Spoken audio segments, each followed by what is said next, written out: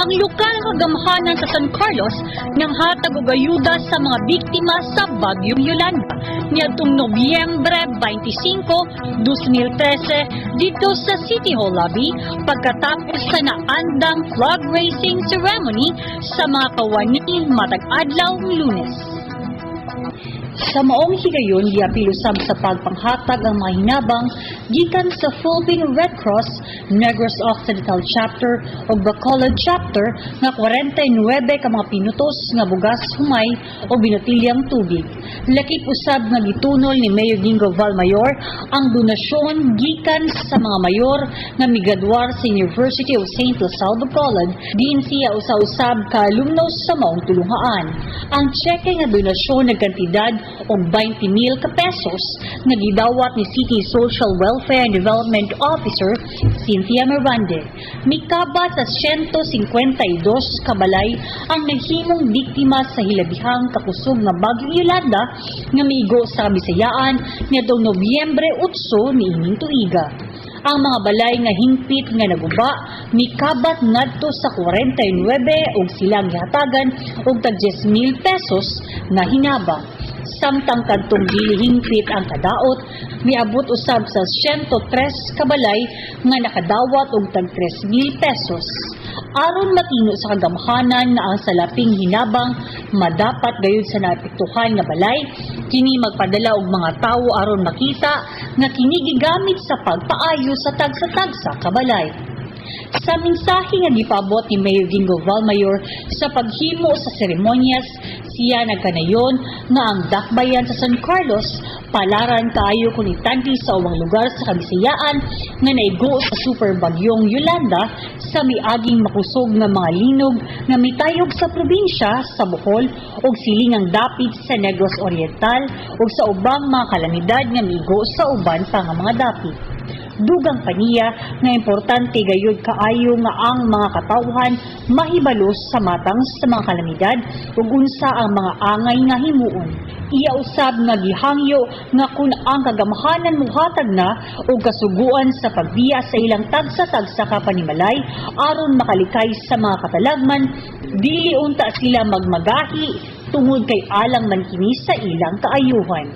Hatag ang sulat sa inyo assistant doon sa nakabog na to ito yung aking tutog na Bagyo Yolanda. Hindi na ito makita sa swerte pagkalit sa Sangrado. Ito makita na ito sa TV ang pinakabog sa banang program. Hindi kayo kita na ito. Ito pagkulat sa kanis ato na samantayan. Nabinag yun, mga pagkatawag sa rites nila na sa TV kung sa kalisod ang ilang servisyahan tungkol sa tutulong ay Bagyo. Kaya, hindi po na nilugay po may mga lito na ako sa tuloy, ako sa tuloy, kung na tuloy sa ihunan, ito sa mga teganda. Hindi na tulugay, hindi mo ito sa buwan. Mataganda po na tuloy. Tuloy na ito makita ka, nagsigi na lang ang mga grabe na natural na mga kalamidad. Importante nga yung ako na kita makipalo kung sa may napasal sa himuon. Ikatulong yun po dahil mga karangkang na nakikali ako na ako.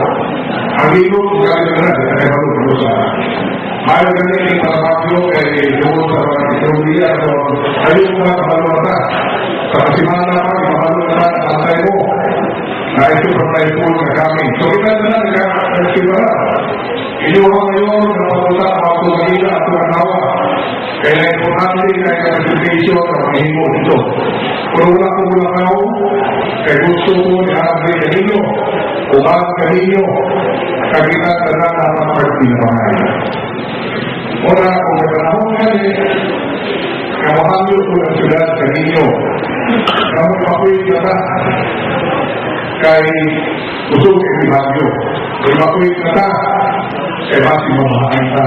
Kalimutan na po, tulong mo sa mga maraming ninyo. Kay hangat na magpinamay. Ay ako yung aming supervisor po, ng Uganda na.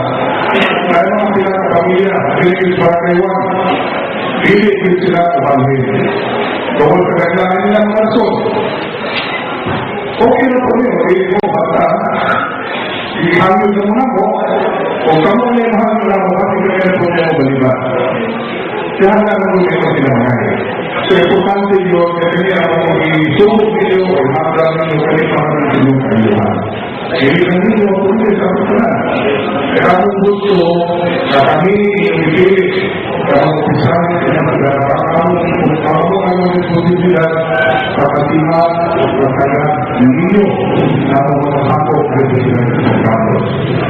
Ako ang inisyo, ako mga kawaliyon, ako ilahan na ako kapamilya, ako siguro o kung sakay, maayos ang responsibilidad sa Carlos. Dito mitambong sa mong pagpanghatag o ayuda, mao sila si Vice Mayor Ikyu Kisubing, uban sa mga miyembro sa konseho na sila si SP Hernan Antonio, Mumoy Divulgado, Noli Bagyoro, Oring Masconiana, Eddie Apuhin, o kanhi SP member o karon City Administrator Greg Santillan.